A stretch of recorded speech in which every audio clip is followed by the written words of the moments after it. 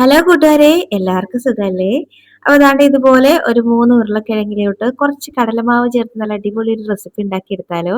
കുറച്ച് വെറൈറ്റി ആയിട്ടുള്ള റെസിപ്പിയാണേ. അപ്പോൾ ഇതെങ്ങനെയാ ഉണ്ടാക്കുന്നതെന്ന് കണ്ടു നോക്കിയാലോ? അതിനു മുന്നേ ചാനൽ ഇതുവരെ സബ്സ്ക്രൈബ് ചെയ്യാതെ ആരെങ്കിലും കാണുന്നുണ്ടെങ്കിലേ പ്ലീസ് ഒന്ന് സബ്സ്ക്രൈബ് ചെയ്ത് സപ്പോർട്ട് കൂടെ ചെയ്തേക്കണേ. അപ്പോൾ വായോ ഇതെങ്ങനെ ഉണ്ടാക്കുന്നതെന്ന് കണ്ടു നോക്കാം. അപ്പോൾ ഇതുണ്ടാക്കാൻ വേണ്ടിയിട്ട് ആദ്യം ഒരു മിക്സിയുടെ ജാറിലോട്ട് ഒരു ചെറിയ കഷ്ണം ഇഞ്ചി എടുത്തിട്ട് അത് ഒന്ന് 3ആയിട്ട് കട്ട് ചെയ്തിട്ടിട്ടുണ്ട്. ഇനി നമുക്ക് എത്രയാണോ എരിവിന് അതിനനുസരിച്ച് പച്ചമുളക് എടുക്കാം. ഞാൻ 4 എടുത്തിട്ടുണ്ട്. കുറച്ചധികം വെളുത്തുള്ളി അല്ലി എടുത്ത് ഇതുപോലെ ഒന്ന് ക്രഷാക്കി എടുക്കണേ, ഇതുപോലെ. അല്ലെങ്കിൽ നിങ്ങൾ ഇടികല്ലിൽ വെച്ചൊന്ന് ചതച്ചെടുത്താലും മതി. അത് മാറ്റി വെച്ചിട്ട് ഇനി ഒരു പാൻ അടുപ്പത്തേക്ക് വെക്കാം. അതിലേക്ക് കുറച്ച് വെളിച്ചെണ്ണ ചേർത്ത് കൊടുക്കുന്നുണ്ട്. ഒരു 4 ടീസ്പൂണോളം ഉണ്ടാവും. വെളിച്ചെണ്ണ ചൂടായി വരുമ്പോഴേക്കേ അതിലേക്ക് ഞാൻ ചേർത്ത് കൊടുക്കുന്നത് കുറച്ച് ചെറിയ ജീരകമാണ് കേട്ടോ. ഒരു 1/2 ടീസ്പൂണോളം ചെറിയ ജീരകം ചേർത്ത് കൊടുക്കുന്നുണ്ട്. അപ്പൊ നിങ്ങൾക്ക് കടുക് വേണമെങ്കിൽ ഈ സമയം ചേർക്കാം കേട്ടോ. ഇനി ഇതിലേക്ക് ഒരു ടീസ്പൂണൊക്കെ നമ്മുടെ ഉഴുന്നുണ്ടല്ലോ അത് ചേർത്ത് കൊടുക്കാം. കുറച്ച് കറിവേപ്പിലയും കൂടെ ഇട്ട് കൊടുക്കുന്നുണ്ട്. ഇനി നമുക്കിതിലേക്ക് ജസ്റ്റ് ഇതൊന്ന് മിക്സ് ആക്കി കൊടുക്കാം. ജസ്റ്റ് ഒന്ന് റോസ്റ്റ് ആക്കി എടുക്കാവേ.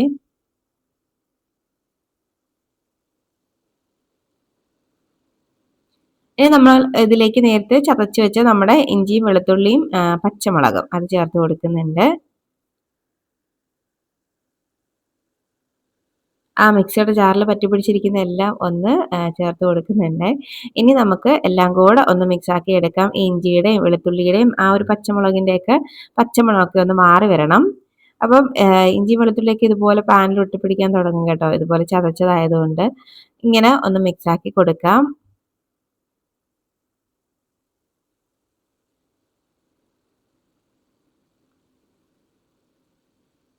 ഇപ്പൊ ദാണ്ടെ ആ ഒരു പച്ചമണമൊക്കെ ഒന്ന് മാറി വരുന്നുണ്ട്. അപ്പൊ ഈ ഒരു സമയം എത്തുമ്പോഴേക്കും ഇനി ഇതിലേക്ക് ഞാനിവിടെ ചേർത്ത് കൊടുക്കുന്ന ഒരു 1/4 കപ്പോളം കടലമാവാണ് കേട്ടോ. അത് ചേർത്ത് കൊടുക്കാം. കടലമാവ് അതുപോലെ തന്നെ അങ്ങ് ചേർത്താൽ മതി. നല്ല പോലെ ഒന്ന് മിക്സ് ആക്കി റോസ്റ്റ് ആക്കി എടുക്കണം. ഈ കടലമാവിന്റെ ആ ഒരു പച്ചമണമൊക്കെ നന്നായിട്ടൊന്ന് മാറി കിട്ടണേ. അപ്പോൾ അതുവരെയും ഒന്നങ്ങ് ലോ ഫ്ലെയിമിലിട്ട് ഒന്ന് മിക്സ് ആക്കി കൊടുക്കാം.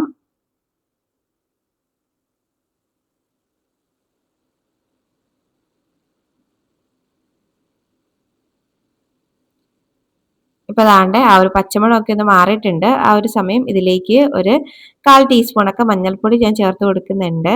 ചേർത്തിട്ട് ഒന്നും കൂടെ നന്നായിട്ട് മിക്സ് ആക്കി കൊടുക്കാം. ഇതിലേക്ക് ഇനി നമ്മൾ വേറെ പൊടികളൊന്നും ചേർത്ത് കൊടുക്കുന്നില്ല കേട്ടോ. അപ്പൊ എരിവിന് ആദ്യം ആ പച്ചമുളക് എടുക്കുന്ന സമയത്ത് തന്നെ അത്യാവശ്യം വേണ്ടുന്ന എരിവിനനുസരിച്ച് പച്ചമുളക് അങ്ങ് ചേർത്താൽ മതിയേ. ഇപ്പൊ ദാണ്ട മഞ്ഞൾപ്പൊടിയുടെ ഒക്കെ പച്ചമണമൊക്കെ ഒന്ന് മാറി വന്നിട്ടുണ്ട്.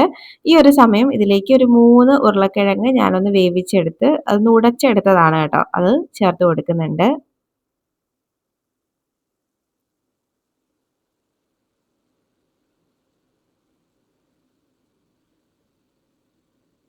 ഇനി ഇതിലേക്ക് നമുക്ക് ആവശ്യത്തിനുള്ള ഉപ്പും കൂടെ ഈ സമയം ചേർത്ത് കൊടുക്കാം. ഇതുവരെ നമ്മൾ ഉപ്പൊന്നും ചേർത്തിട്ടില്ലായിരുന്നല്ലോ. അപ്പോൾ ഉപ്പും കൂടെ ചേർത്തിട്ട് നമുക്ക് ഇനി എല്ലാം കൂടെ അങ്ങ് മിക്സ് ആക്കി എടുക്കാം. അപ്പോൾ ഈ ഉരുളക്കിഴങ്ങ് വേണമെങ്കിൽ വേവിച്ചിട്ടൊന്ന് ചെറിയ പീസസ് ആയിട്ട് അരിഞ്ഞെടുത്താലും മതി കേട്ടോ. ഞാനിങ്ങനെ അങ്ങ് ഉടച്ചെടുത്തതാണ്. അപ്പം അരിഞ്ഞെടുത്താലും മതി. അപ്പോൾ നിങ്ങളുടെ ഇഷ്ടം കണക്ക് ചെയ്യാം കേട്ടോ. അപ്പോൾ ദാണ്ടെ ഇതുപോലെ നന്നായിട്ട് ഒന്നങ്ങ് മിക്സ് ആക്കി എടുക്കാം. വേണമെങ്കിൽ കുറച്ച് കുരുമുളക് പൊടിയൊക്കെ ചേർത്ത് കൊടുക്കാം കേട്ടോ. ഞാനിപ്പോൾ ചേർക്കുന്നില്ല. അപ്പോൾ ദാണ്ടെ ഇതുപോലെ നന്നായിട്ടൊന്നങ്ങ് മിക്സ് ആക്കി എടുത്തു കഴിഞ്ഞാൽ നമ്മുടെ പണി കഴിഞ്ഞു.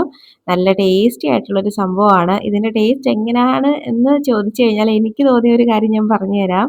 നമ്മൾ ഈ കപ്പയൊക്കെ ഇതുപോലെ ഒന്ന് വേവിച്ചെടുക്കുമ്പോൾ ആ ഒരു ടേസ്റ്റ് ഉണ്ടല്ലോ, അതേപോലെ അതിൻ്റെ ആ ടേസ്റ്റിനോടൊരു സാമ്യം ഉള്ളതുപോലെ എനിക്ക് തോന്നി. അപ്പം നല്ല ടേസ്റ്റ് ആണിത്.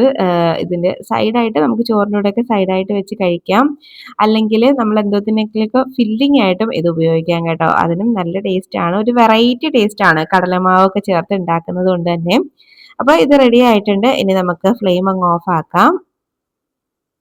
അപ്പോൾ ദാണ്ടെ നമ്മുടെ അടിപൊളിയായിട്ടുള്ള ഒരു റെസിപ്പിയാണ് കേട്ടോ. അപ്പം ദാണ്ടെ ഇവിടെ റെഡി ആയിട്ടുണ്ട്. ചോറിൻ്റെ കൂടെ ഇതും പിന്നെ ഒരു സൈഡിൽ എന്തെങ്കിലും ഒരു ഒഴിച്ചു കൂട്ടാനും ഉണ്ടെങ്കിൽ നമുക്ക് നല്ല അടിപൊളിയായിട്ട് ചോറ് കഴിക്കാം. നല്ല വെറൈറ്റി ടേസ്റ്റ് ആയിട്ടുള്ള ഒരു സംഭവമാണ് കേട്ടോ. അപ്പോൾ ദാണ്ടെ കണ്ടോ റെഡി ആയിട്ടുണ്ട്. അപ്പോൾ ഞാനിത് ചോറിൻ്റെ കൂടെയാണ് കേട്ടോ കഴിക്കുന്നത്. ചോറിൻ്റെ കൂടെ ഞാനിത് മാത്രം വെച്ചിട്ടാണ് കഴിക്കുന്നത്. ഇതിൻ്റെ കൂടെ ഒഴിച്ചു കൂട്ടാനോ മീൻ കറിയോ മീൻ പൊരിച്ചതോ ഒക്കെ ഉണ്ടെങ്കിൽ നല്ല ടേസ്റ്റ് ആണ് കേട്ടോ. അപ്പം എന്തായാലും നിങ്ങളൊന്ന് ട്രൈ ആക്കി നോക്കണം. ട്രൈ ആക്കി നോക്കിയിട്ട് അഭിപ്രായം പറയാൻ മറക്കരുത്. അതുപോലെ വീഡിയോ ഇഷ്ടമാവുകയാണെങ്കിൽ ലൈക്ക് ചെയ്യാനും മറക്കല്ലേ. ഇനി ഒരു റെസിപ്പിയുമായിട്ട് നമുക്ക് വീണ്ടും കാണാം. അതുവരേക്കും ബൈ.